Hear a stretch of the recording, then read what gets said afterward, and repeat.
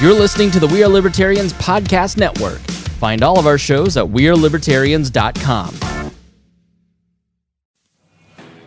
Hey everybody, check out the Break the Bell podcast, where we believe your voice is your most powerful weapon. For a weekly dose of our take on what's going on in the world, mixed with a side of history. Find us wherever podcasts are found or on social media handle at Break the Bell Pod. And most importantly, never stop talking.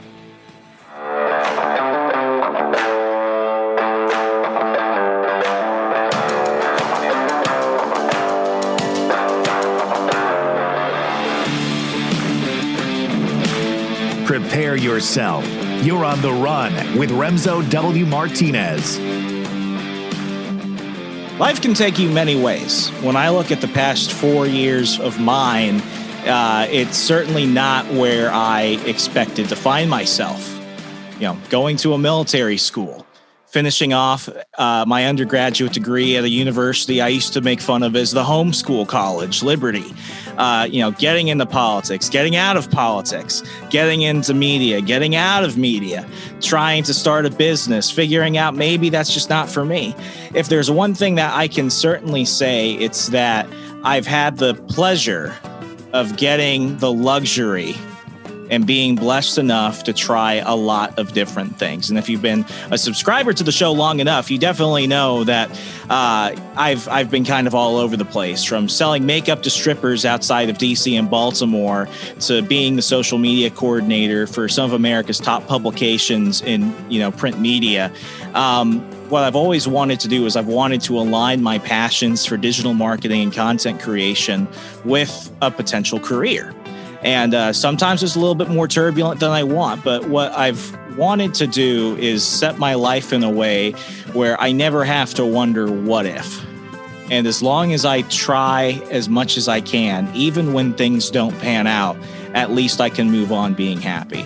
Because trust me, you start a couple of businesses, you get loans from friends, you start telling your family, no, this will work. This will be the thing that, makes me millions.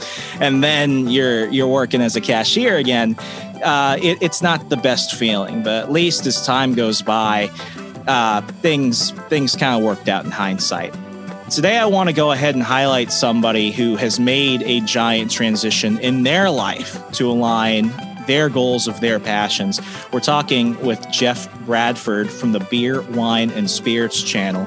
If you're a whiskey fan like me, if you've got to finish your week with a nice glass of bourbon, this is the channel that you want to go ahead and just sit back and watch and just disengage from all the rowdiness of the world, because that's what it is for me. From leaving the military to selling everything he had to travel around the world and learn about the different ways, the different methods, the stories behind brewers, distillers, wineries, he has certainly done something that many of us have probably only thought of, except he's actually done it. Jeff, I am incredibly happy we're able to make this work. Thank you so much for coming on the program today. Remso, man, I love that intro, buddy. That was absolutely amazing, man. And I appreciate you allowing me to come on your channel to share my story. Thank you. Well, I mean, the pleasure is all mine. I mean, really, what I think is awesome is, I've tried very hard to run a show where we're not just talking current events, where we're not just talking all the stuff that gives people a headache, where we try and realign and just remember there's a lot of great things about the world. And, I was never much of a sports fan, but when, COVID hit and everything stopped and I was like, God, there's got to be something else on TV. I can't just watch the same series on Netflix a dozen times. It was one of those things where it's like, I got to remember what makes me happy. And the thing I love about your channel is you're basically like YouTube's Anthony Bourdain, but for beer, wine, and spirits. So I'm just curious, how long were you actually in the service? And when you got out, what made you actually want to make this giant life change? Because that's what it is. I mean, I could barely think of a few things I want to sell. You sold all your stuff and then you basically went, all Walter Mitty around the world trying to meet new people. Yeah. I mean, it was crazy because, out of high school, joined the military. I knew I wanted to play Army. I didn't want to go to college. I was no good at being in school, doing homework and all that stuff. So I was like, I already knew what I wanted to do right out of high school. spent 20 years in the United States Army. 5 years of that was obviously in combat operations. I was an engineer by trade, served in the 101st. So I came right into the Army at the 101st Airborne Division, went over to the 173rd Airborne Brigade. And then about halfway through my career, I crossed over to the Special Operations side of the house, served at United States Army Special Operations Command as an engineer, and then finished off my career at NATO SOF headquarters as a master sergeant. So if you can imagine at that 20-year mark, that's the point where, I'm getting ready to hit sergeant major, the top of the food chain, right? That's one less person to tell me what to do. And I'm pondering, do I make this a 30-year career? That puts me, right at the late 40s? Or, do I say, you know what, I'm going to get out, and I was right at that point of trying to figure that out. It was one of the toughest decisions in my life because that's all I knew was the military. So long story short, I ended up obviously choosing to get out. And when I was thinking about getting out, this was like a 2 years in the making thing. So I retired in 2017. I imagine 2015, I'm planning, saving my money and writing the list of passions or things that I would want to do in my life, that would bring me happiness. And, I was trying to figure out what I want to be when I grow up, essentially. I wrote a list of passions down of things that I wanted to do. Here was the one thing I knew is I didn't want to go to work for another company. I didn't want to be a number 2, a number 7 for somebody. I wanted to build something for myself. What did that take? What did I need to do that? Well, one was obviously, money. And so I saved up a whole bunch of money and wrote a list of passions down. And if you can imagine, beer, wine, and spirits was not the first thing on the list. The big thing was travel. That was the constant. That was something that kept me alive. That was something that I really wanted to be the foundation of whatever I did. It had to incorporate travel. So the first thing I did was when I got out of the military was actually these audio guided tours. I don't know if you're familiar with them. They're these apps that you can go on if you're in Paris or if you're in Rome. You download a audio guided app, or you can walk around the city. So I was actually creating tours, and I started off in Brussels doing that, and every time I'd wake up and go do it, it was cool, but it just didn't hit, it didn't hit home for me like, man, I wanted to wake up and do this every single day of my life. So the other thing, I went down the list, the next thing, and I'm a big fan of art, tattoos and tattoo work. Obviously, I have a couple sleeves, and so I went and said, you know what, I'm going to travel around and interview tattoo artists and take pictures of them, and hopefully I can get into some of these major magazines and so on and so forth. And long story short, could not write to save my life, write these articles. I couldn't take good pictures. And again, it was one of those things that it was cool, but just didn't hit quite home in terms of, again, me waking up saying, man, I want to do this every day. And then beer, wine, and spirits hit. And everybody's probably listening saying, you know what, is this guy an alcoholic? So, what the hell is this guy, beer, wine, and spirits? But it was interesting. When I was looking back on my life, I was looking and saying, okay, in Italy, I remember when I was stationed there in 2001, I had my Harley Davidson motorcycle, and I would hop on every chance I got on my motorcycle to tour around these different wineries. And the reason is when I was sitting there eating a nice Italian meal and you get served, a bottle of wine, I would look at the label and I would say, who makes it and how it was made. And then I found myself on this little journey on the weekend. This is pre-smartphones, right? So I had my map, plotted all out. Oh, man, you were doing it old school. It feels like a million years ago. Dude, it seems like it. It was the only way. I mean, you talk about how technology advances, and it seems like it was a million years ago, man. But yeah, it was pull the map out, see, okay, yep, got to go here, write down the directions, and then make it to this winery. And the cool thing was when I got there, I would see and I would meet this, Italian winemaker, and I would be in my broken Italian, ciao, come sta, and try to understand. And I would get a tour from him, and it brought me closer to that bottle and to that label that I didn't know nothing about, that few weeks or months or whatever I had that wine. And when I was writing my list of passions, that thought came to mind.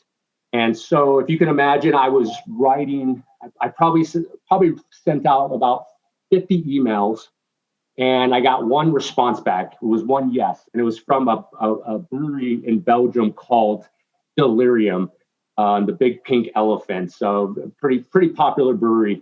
And they said yes. And when I went there and I got this tour and got to understand how production of this amazing beer was, I woke up the next day, and that was the point where I was like, I know I want to do this for the rest of it. I couldn't wait. You got hooked. Wait to do this. Now, 2 months later, one yes, 50 no's, and I'm still just as ecstatic as I was from that day one of trying to, tell these stories and learn the process and show the process. And really, Remso, the pitch was simple. It was, hey, teach me how beer, wine, and spirits is made, and I'll come and videotape it on a channel, and you can imagine that's why I got so many no's, because they were like, who is this dude? Like, 2 followers, whatever. But I always say the right people said yes. And that's really what got me started in the Beer, Wine, and Spirits channel. I totally get where you're coming from. And I mean, for me, when I first started podcasting in 2015, 2016, with a few other shows I did with friends, it was a little discouraging to get a lot of rejections. I mean, when you're trying to do independent content itself, it can get really disheartening when people that you actually really want to talk to say no. And then I remember, like 3-4 years in, I'm talking with, celebrities, I'm talking with heads of states, stuff like that. People that are, making policy, making the content and the entertainment we loved. And it's like, holy shit, like this just came out of nowhere.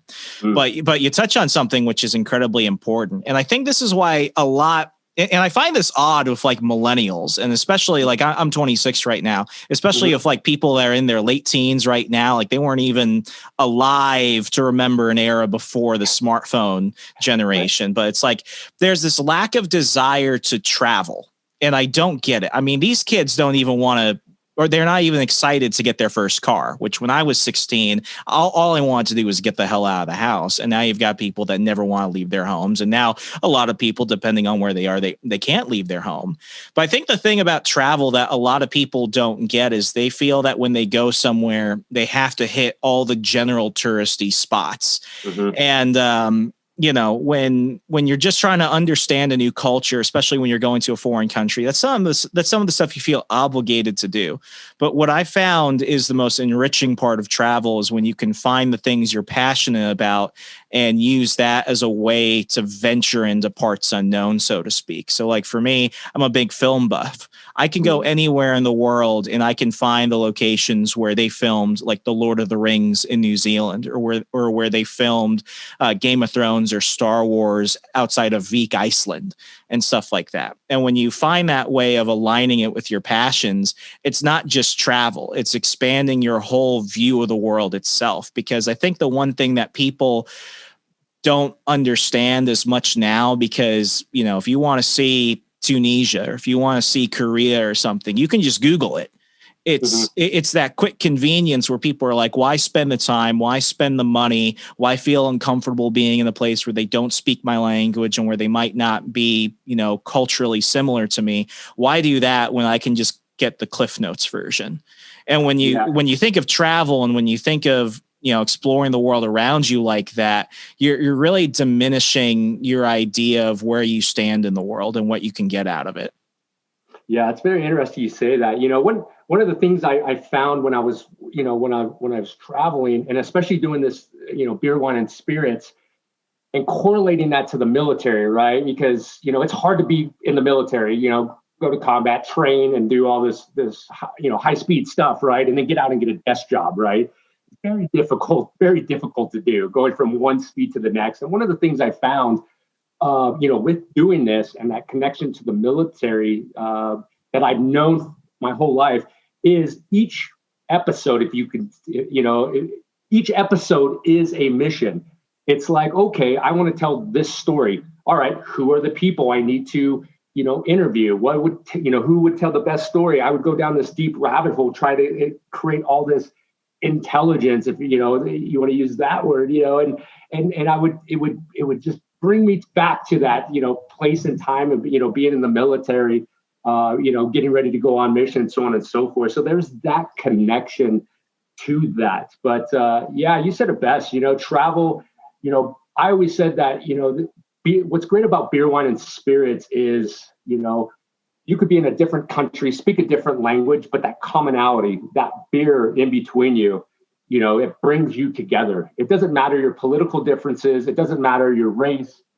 That beer right there, or that wine, or that glass of whiskey brings you together, and you can talk and have a conversation.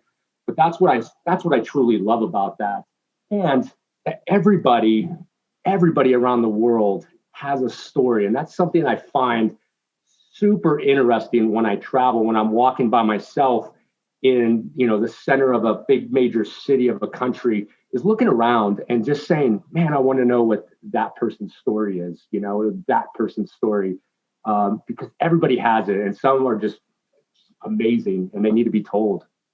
Absolutely. So apart from just trying to get your start, trying to get people to allow you to come to their place of work and, take time out of their day to let some foreign American film, what were some of the other challenges? I mean, were you already interested in like videography and filming, or did you just kind of choose video as the medium for how to tell these stories? No, that was the funny thing. I started blogging.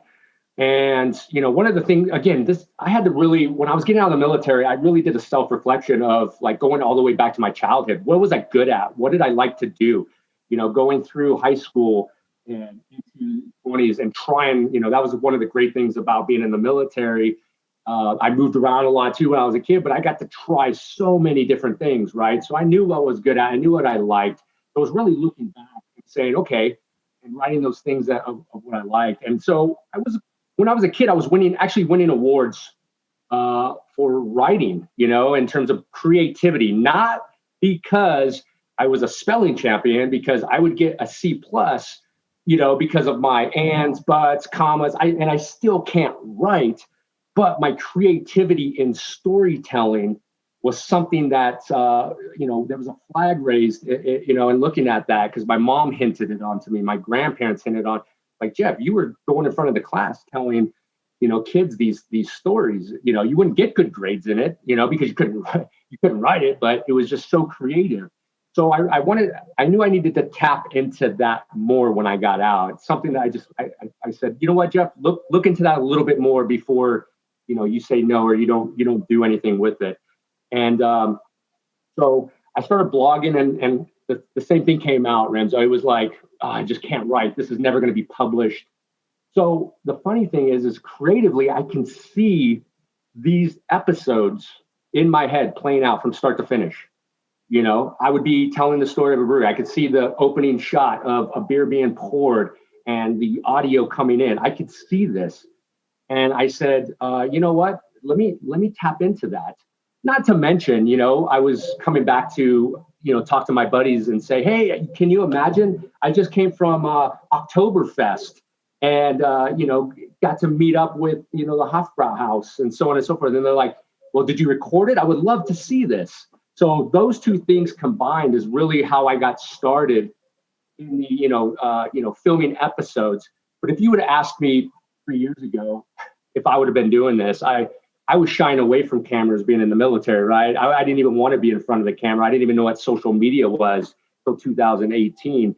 But now, I mean, this is where I'm at because of just tapping into those things that I started to see in myself, the creative process, seeing these videos, seeing the footage in my mind is really what helped me go down the path that I'm currently on. You bring up something which is so important, which is even though, like, going back to when you were in school, you weren't getting the best of grades. You weren't in constant fear of getting that, because what you wanted to focus on was the story. And I feel like that's something unique amongst those who serve in the military. Because the one thing I can definitely say is that prior to that, I was a bit more risk adverse. There were things that I would have never imagined I would be doing. And then you're in a situation where it's like, well, you've got to do this big scary thing or this really big intimidating thing. And here's the kicker. You don't have a choice. It's do. There is no don't. And I think that's what surprises many people in the civilian side of the world when they see, people leave the service, because they're more willing to do things that are outside of their comfort zone. And whether it's, becoming a content creator or even just starting in a completely different industry, I think soldiers themselves are more willing to do that. What do you think the military really did in terms of, pushing your limits and making you think that, hey, whether this succeeds or not, I'm going to try? Yeah, I think the biggest one is confidence, right? Like nobody told me, I mean, when I came at the 101st, 2 days into being at the 101st, they were like, hey, you know how to climb a rope? Not really. Well, go to the quad, start climbing ropes, because you're going to air assault school in 2 days, right? And you're like the fear sets in. And then you start to do the school, and then you graduate. You start to build up this confidence. All of a sudden, another school comes in. You start to gain years and experience and move up the chain and the echelon, start learning more, and you start to go to these professional development schools. And it's just, for me, what I love about the military is the confidence it built into me to do things like that. The other thing that I always tell everybody that is not only the confidence, but the values and principles that I've learned in the military really helped carry over into doing this. Other thing is suffering. And this is something I tell people all the time. I think you hit on it, initially was, look, when I started, this was tough. 8 months into this, I'm questioning whether to continue, because I'm putting a lot of time, effort, energy, and money into this, and I'm not seeing the results, and how far are you willing to suffer? Well, guess what? 5 years in combat, going through these military schools, suffering became a huge part, and really being self-aware of what I can truly tolerate and stand, and never giving up is those things that I was able to learn in the military and carry over to what I'm doing here in Beer, Wine, and Spirits. Yeah, I mean, just that last part. There's this thing that I see when I do consultations for authors. I don't do many author consultations anymore, because I think I have the reputation of being a bit of an asshole. But like, here's the problem I see with a lot of people. They come to me to help them, edit their book or learn the different methods of trying to publish it.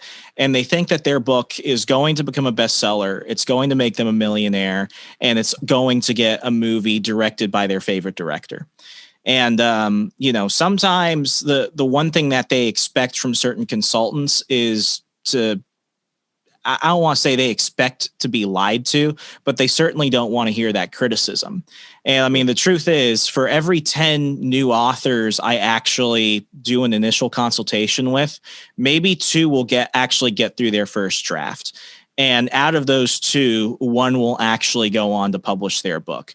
Because a lot of people, they don't anticipate the fact that maybe your first draft isn't good, which, I'm sorry, no one's first draft is ever good. I had to go through 7 drafts of my last book, and the first one, I wouldn't show it to my worst enemy. But it's that fear of, oh, what will people say? What will, what is the worst thing that can happen? And really, the worst thing that can happen is nobody likes your book. And at the end of the day, it's like, there's always an audience for somebody. If you believe in your product and you put the best work out there you possibly can, you will sell copies. I've never been worried about selling copies. I've always been worried about not being able to connect to readers. And that is often the struggle people have. And I mean, when it comes to businesses, like when I graduated from college, here I am. I'm a young second lieutenant. I'm a guardsman, and my biggest thing is I'm going to start a business. I knew nothing about business. It failed. I tried to set up a multi-level, I'm sorry, not multi-level marketing. I tried to set up a multimedia digital marketing company, knew nothing about business, knew nothing about how to negotiate, knew nothing about how to, turn clients into repeat customers. It failed. And here I was thinking, like, I'm never going to get into business again. I fucking suck at this. It's terrible. Then, then a few months pass and it's like, okay, get into photography. I was a decent photographer, but, I can't compete with big studio photographers. Do that, have a couple of clients, it fails, that business fails. And the one thing that I gained from each of those experiences was I really ultimately figure out, what I didn't want to do, which was I don't necessarily want to be just helping people film commercials and do radio ads. I really don't want to be a photographer, because what I realized was the biggest factor in those businesses failing wasn't the customers, it was me. It's because ultimately I didn't enjoy it. And if I could go back and make a different decision, I wouldn't change anything, because failure was part of that growth. And yeah, months went by. I'm not happy. I'm pissed off. I'm not the most positive person to be around. But that was really a time and investment in myself to eventually get me to where I wanted to go. Yeah, 100%. I listening to you, I always go back to about the 1 year mark. And, I'm probably getting, 100 views. Again, I'm spending a lot of time. I'm thinking my videos are the best thing since sliced bread. They're different, but even now looking back at those, I'm just like, oh my God, Jeff, yeah, you could do a whole lot better, man. But there was that point where I was like, you know what, I could be doing, and really, this is my inner voice telling me this, Jeff, you love doing this. You're traveling, you're doing everything you audited against, coming out of the military. You're in the position that you wanted to be in. And now here you are talking yourself out of it, saying, you know what, I have a passive income. I have the real estate. I have the military retirement. You could go drink boat drinks and do this. You don't need to worry about the criticism and people not thinking this, that, and the other. And it's just so crazy to me when I look back and think that was a conversation I was having a year into Beer, Wine, and Spirits channel. And here's the crazy thing, Remso, is I think 4 months after that, my How Tequila episode went viral with over 1 million views, and it all changed. I always tell people, it felt like I just came off the island, I was found, I was on this island, and all of a sudden, I was suddenly found. And that's still growing to this thing, but that was a change. And I could think to myself, like, what if I would have quit? I would not know the success that I'm having right now. It was just 3 months after those thoughts that I was having. It's so crazy. Does it feel real yet? Or do you still feel like you've got, somewhere higher to climb in terms of what you can achieve with this? I think that's the human aspect of it. I get to a point and then I'm like, I can always be better. Does it ever feel like imposter syndrome? Because I know I've certainly dealt with that. I know a lot of people feel that, even if they're incredibly successful. It's this, am I actually doing this? Is this really happening to me? Am I really as good as I think I am right now? No, I'm focused on my North Star and my legacy, and that's changing the narrative, especially here in the United States, of alcohol. I want to create a network where I'm scrolling down and I see the Discovery Channel on the streaming service, and the Beer, Wine, and Spirits channel can be in between a Discovery and the Food Network. I want to change the way we think about understanding drinking and driving, and bring that down, and stop doing these telling people don't and try to make better decisions. Again, I want to change the all or nothing conversation, and that's, bring value to alcohol and change the narrative. The first thing I say when I say alcohol, beer, wine, and spirits, I feel that there's a negative connotation to it, or there's a negative feeling, right off the bat. It's like, and I want to be able to change that. So I focus on that. I'm creating a media company right now, Beer, Wine, and Spirits media company. And like you said, I don't know how to do that. I don't know where to start. all I know is what's right and what feels right, and reach out, talk to people that are way smarter than me in this, pick their brain on it and figure it out one day at a time. And that's really where I'm at right now. And I always look at my stuff, especially in 2020. Obviously, I make a living traveling. Obviously, I couldn't do that. Yeah, I was gonna ask, like, how big was that in terms of an impact? Because your entire thing is based off being able to travel. When did the impact of the pandemic actually begin to hit you, and how's it been, adjusting to that sense? Yeah, I mean, it was crushing. I mean, the first thought was like, well, there it goes. Like, what else am I gonna do? I was getting ready to go film a series in London. I think it was like 2 days before, the president stopped all travel. So I'm just thinking to myself, wow, there it is. Well, there goes this channel. What am I going to do? And then I was like, wait a minute, look at what I've planned. Look at my plans beforehand. Luckily for me, I always, I'm a bit of a risk taker. I like doing, the biggest bungee jumping off the bridge, or, some, wild, stunts and stuff like that while I'm traveling, right? And I always stored away, 10 to 12 episodes. I always had them shelved in case I broke my leg. That was my plan. I never planned for a pandemic like this, but I always planned on like, hey, Jeff, you could be walking down the road and you trip and you fall, or, you break this when you're doing this. And, so luckily I had, I think it was 10 episodes. And the first thing I did was immediately switch it to, one a month. And then I looked domestically at where I can travel and what stories I could tell. So those were my first moves. But initially it was panic. I'm like, damn it, the hospitality industry, everything's closed. But then I said, okay, wait a minute, let's stop. Let's think about what I can do, what I have control over. And the biggest thing out of that was I was able to really take a step back and look at my internal processes, because I was going so fast at just traveling, putting out a video, that I was able to actually breathe for once and say, wait a minute, how can I make this better? How can I storytell better? And I analyzed the videos and everything that I was doing, reached out to people that could mentor me and help mentor me, in the entertainment space, in what I was doing in documentaries and so on and so forth. So that, on the other aspect, on the flip side of things, was a blessing. But yeah, the proper planning was one of the biggest things, and having those extra episodes to be able to put out helped me out a lot. Yeah, I mean, you bring up something which is so important, which is when you have this giant, perfect, gilded plan, you and I both know that as soon as it's time to actually execute, things change.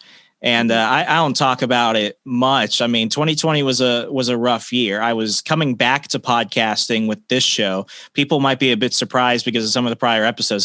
This was just supposed to be a travel show. And this started in May of 2020. So at that point, it's like all my travel, I was going to go to Canada. I was going to travel around the country. All of that just got freaking halted. So here I am pitching this travel show. And it's like, okay, I gotta change the marketing. Instead of me saying I'm going to physically travel and vlog and record interviews of interesting people as I go, the pitch became, I'm going to travel through life, answer life's questions. And at first I'm like, oh, this sounds really freaking good. Then I was like, shit, like who am I to do this? Like it's one of the situations where it was like, I got to fake it till I make it, put on the fake smile and act like I know what I'm doing so people don't question me. And I think things have worked out. I think because I'm trying to bring in more conversations to expand people's view of the world around them and how they see their place in the universe. It's been an amazing thing. And then, the other part, I did a public access series with my brother across 17 networks. It was a ghost hunting show. My brother, Ryan Martinez, is a award-winning independent producer. And, we were going to go all around the East Coast, grab a bunch of places that have been seen on Travel Channel, History, Discovery, TNT. Like it was going to be real hot and heavy. And then the pandemic hit. And then we were like, well, fuck, like, what do we do right now? So it forced us to look into our back our backyard here in Virginia. And, luckily it's a show where we don't have to be around too many people. Usually it's done at night. So we had that as a convenient factor to it. But what that did was that forced us to really double down. That forced us to go to places where it's like, nothing might happen. And then we go to the place where we're like, this nothing's going on, and something freaking crazy happens. Yeah. So it was one of those moments where, sometimes it just takes that leap of faith.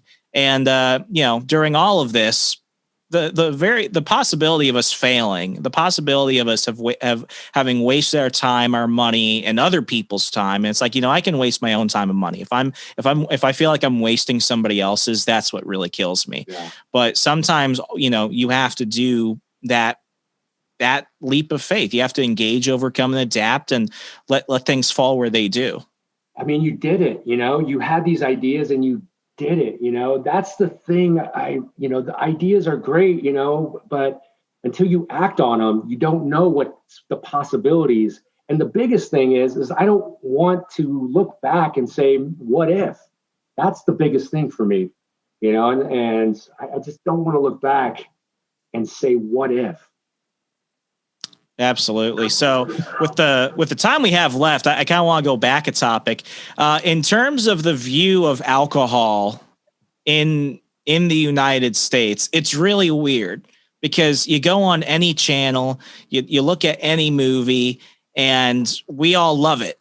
But then when it comes to, us in our professional and social lives, we have what I would call kind of a Puritan mindset in terms of alcohol. Mm-hmm. People look at the guy who orders, a whiskey neat differently than the guy that just orders a beer. Why do you think we have, I'm not going to call it a schizophrenic view of alcohol in the United States, but it's definitely an inconsistent one. Yeah, I don't know. Politically correct. I don't know. It's so crazy because you can go over to Europe and you fly, you're flying in the morning at 8 a.m. and someone's having a beer, and, people just kind of look and say, okay, cool, whatever. I don't know. It's such a great question. And I just feel like people have to walk on eggshells here, Like the thing that really shocked me, like as a kid, I lived in Australia. My dad's active army. We were stationed at Kokoda Barracks in Queensland. And what shocked the hell out of me was that, the drinking age there was like 17. I think it's 18 now, but it's like, for me, I'm thinking, well, how do they function as a society if 17 or 18-year-olds can buy a beer? And then you come back to the United States and it's like, well, the drinking age might be 21, but, you still got people who are drinking underage. And it seems like in the most part, a lot of people just kind of choose to ignore it. Yeah, I mean, I think the biggest thing when I look at it is, again, you look at all the PSA messages and again, how are we treating alcohol? I will tell you what Europe treats it at 16 years old. You sit down with the family, you enjoy it, you talk amongst friends, and there's that social aspect to it. How is it here? It's when you're 16, 50, don't touch that, So I would say first and foremost, it's like, how do we view that? And how are we teaching our kids, about alcohol? And same thing, I look at the PSA messages, don't drink, don't do this, don't do that. What happens when you tell a 2-year-old or 4-year-old, don't get in the cookie jar? What do they do? You know what I mean? I just feel like we're going about this the wrong way. And it starts with education. It starts with, how are you educating, how are we as the United States educating people about this? Again, is 21 years of age the right age where it's like, hey, now you can drink? I tell you what, when I joined the Army, I was able to shoot a gun, but I had to wait 3 extra years to drink a beer. I don't know. You know what I mean? I think there's some things that need to change. I think it starts with education. Yeah. I mean, I take it a step further. I've never touched drugs in my life. I have no urge to, but I'll be one of the first people to say that, growing up in public school, the DARE program was freaking stupid. Because you're telling me that if I touch a joint one time, the next step after that is like rock cocaine. And then I'm going to be a homeless guy on the side of the street after serving a whole lifetime in prison. There's just a little something inconsistent there. And, not talking like, hard drugs, like I'm not talking the heroin epidemic or anything else, but just in terms of like cannabis, marijuana, that type of stuff, at least in my opinion, I will never touch it. I have no urge to touch it. But if you want to, and you're not harming anybody else, and you're doing it responsibly in the safety of your own home, I mean, it has no real impact on my life. Well, and there you go. That's the first step in understanding it. It's understanding, again, going back to decisions, thinking about the second and third order effects. You know what I mean? And if I'm going to have this beer and I drove, it's okay. What if I have 3 or 4 more beers? And then what will happen if I try to drive?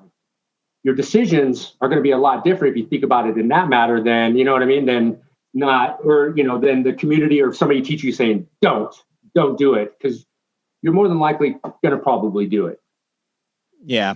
The one thing that I will say I really appreciate about your channel, and it has changed my perspective on one thing. It's really why we drink and why we associate beer, wine, and spirits with good times. I mean, for me, I'm a bourbon guy. Mm-hmm. Like I will, I will drink bourbon till the day I die. If anyone has a problem with that, you have the right to disagree. But like, I remember as a younger person that, if you were going to go ahead and grab a bottle of whiskey, it's usually going to be Jack. And the only reason why you're going to grab it is because you're going to get really fucked up with your friends. Mm-hmm. The one thing that I will say I have changed in terms of how I view, whiskey, bourbon, scotch is it one for me, if I'm going to pull out like a really nice, expensive or just a really old bottle that's really well aged, one, I want, it's got to be tied to a certain occasion. And secondly, I'm going to take my time with it. It's not going to become a game of how many shots can I do before my friends pass out or that type of thing. It's a communal experience. It's tied to good times. It's supposed to be a whole experience. What are the notes you're getting? How does it feel in the back of your throat? What are you getting out of this bottle versus something from another distiller? And it's that experience of enjoyment that I think is often disconnected with how we see alcohol in terms of how are we going to enjoy it? When are we going to drink it? Why am I choosing this over anything else instead of, a glass of beer or something else? I think what your channel has done is it's really made me evaluate. It's like, when I sit down, I have this bottle with my father. What are we talking about? What am I going to remember when I have it next time? I'm going to remember the good conversations we had, the deep conversations we had, how it wasn't just one glass. It may have been a couple of them, but, it helped kind of season the conversation, so to speak. So, I mean, for me, that's been the impact of your method of storytelling because, you're not the only one to do this online, but I'll say you're my favorite because everyone else kind of follows just the basic format. Where am I? Here are a few scenery shots. Here's a photo of what the distillery looks like. And here's my quick review of their stuff. You actually go into the stories. And what I love are the stories of when you go to a distillery or a winery that's been in the same family for centuries. Regardless of where they're from, it's those human elements that don't just make it another place to get some alcohol. It's a place that helps bring together people and bring together a community. And it's not just another glass of wine. It's a glass of wine with history right there.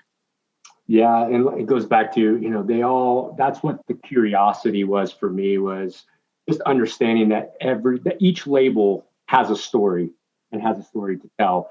And the thing for me is I learned by doing. And that's really, when I searched online, I might like a brand that I've never heard of, and I might Google it and see and want to learn more about it. And I couldn't find anything. And that's what I'm really trying to showcase to people. I want people to go down the aisle and say, luckily I follow Jeff because I know a lot more about making better choices. So that way I can bring back and have those conversations with my friends, celebrate with my friends. There's more, obviously there's mourning involved. There's a lot that alcohol brings us together for. So, and I just want to be able to bring you closer and understanding of that product, whether it's beer, wine, spirits that you enjoy. Absolutely. Before we wrap up, I told a few listeners before we were recording that I was going to have you on, so I've got some of their questions. This question comes from Eric. Eric wants to ask, what were your preferences in alcohol before you started, and how have they changed since you've done the channel and everything? Yeah, so I've always, I was in Italy drinking wine, so it's always been beer, wine, and spirits. It's always been the occasion for me. When I was in Italy growing up as a soldier, it was table wine. I was fortunate to go to Bamberg, Germany, and be stationed, the land of beer. So I got to understand and really understand beer. I think if I looked at all three of them, I would say beer was definitely, I was a home brewer. I knew a lot more about beer than I did wine or spirits or anything like that. And I have gained a lot more of appreciation towards the art and science of all three. So right now where I'm at in the learning aspect of it, they're all three fascinating for me. Who knows, maybe 2 or 3 years down the road, I might go into distilling more, maybe directed towards bourbon. But right now they're all still just as equally fascinating. The next one's from John. John wanted me to ask, everything wants to glitch up on me as soon as I want to go ahead and open my phone. What are some of the places that they can look forward to you going in future episodes? What are some of the stuff you have on your list right now?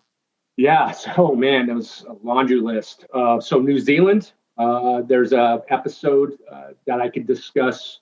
It's the first country that's legalized distilling. So I wanted to understand why they legalized distilling if every other country hasn't. Is it due to safety? Is it due to taxes? So that was an episode. I was going to go to Scotland to talk about the 5 whiskey regions over there, and then obviously highlight Irish whiskey, which is booming right now. I was going to head down to Mexico to talk about mezcal and Sotol and Bacanora, which is interesting.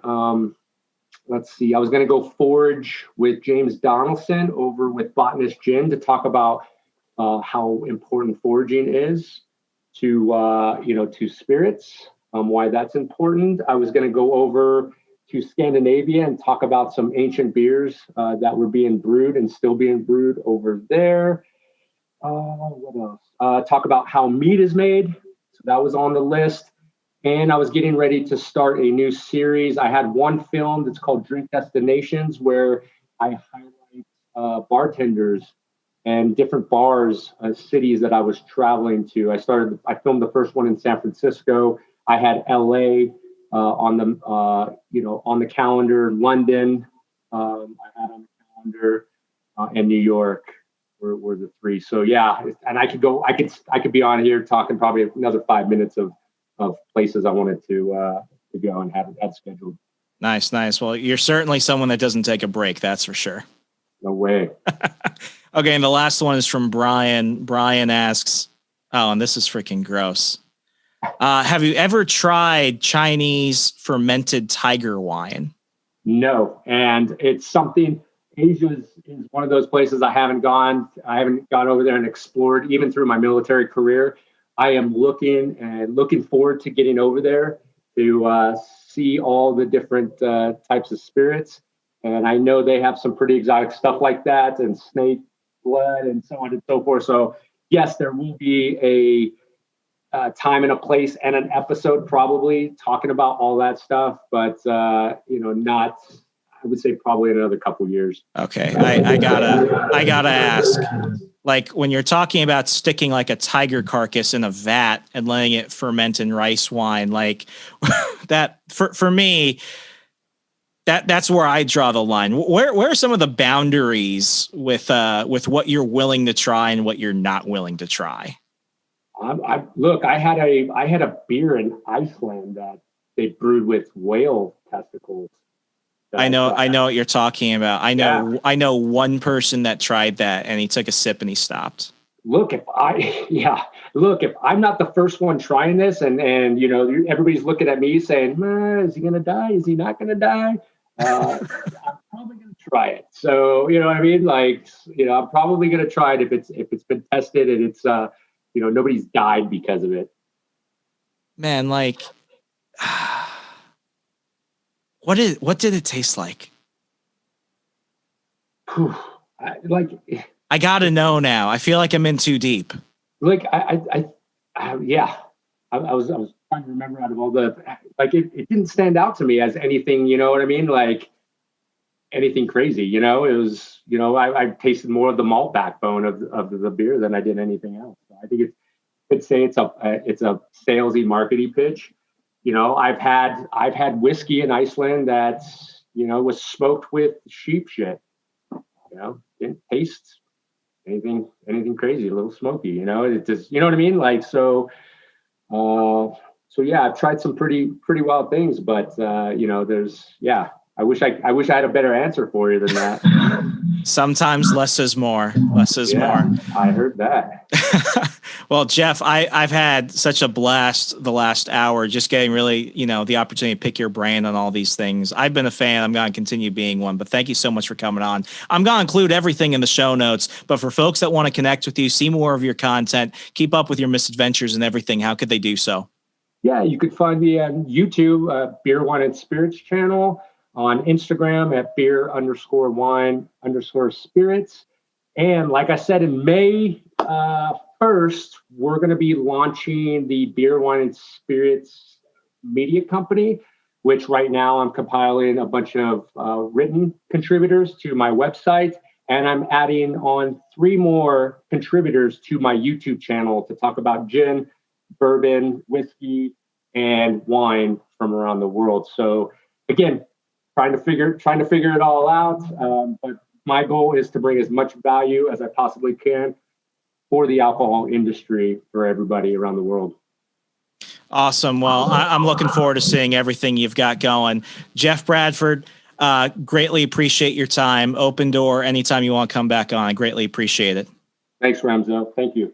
Hey, folks, it costs you nothing, but it means everything to me. A 5-star rating and review on iTunes, Google Play, Stitcher. It goes a long way. It helps us get in those iTunes top trending charts. It lets other people know about the fun we're having here. And please share it with a friend. Share it with an enemy. Your mistress, you're the guy that you used to sit next to at work that you haven't seen in like 6 months since you've been working from home, and you're wondering like, I wonder if he's still alive. Just share it. Let people know that you're getting a lot of information and you're having a hell of a good time in the process. And as always, we'll be back later in the week. Thank you once again for listening to On the Run. Another record-breaking month in January. I want to go ahead and thank you for that. At the time of recording, we're not even halfway through. And just because you're sharing the content with your friends, just because you're having conversations about the topics and the guests we're having on, not even halfway, and you've already busted those numbers, I am greatly appreciative. I'm humbled, as always, that you take a few hours of your week to just chill with me and everyone and have a great time in the process. As always, I'm Remso W. Martinez. Follow me across Al Gore's amazing internet at Hey Remso, HEYRAMSO. Have a good time. Be good, and I'll talk to you later. Bye.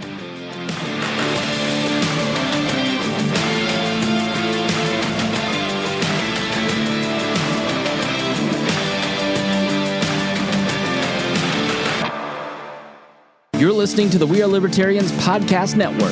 Find all of our shows at wearelibertarians.com, like The Chris Spangle Show, Liberty Explained, The Brian Nichols Show, The Boss Hog of Liberty, Freedom Strips with Keaton Tucker, On the Run with Remso Martinez, Gingerarchy with Tricia Stewart-Mann, Upward, Libertarian Activism, and Now Hear This. Tune in now and we're going to help you sound smarter when talking with your friends.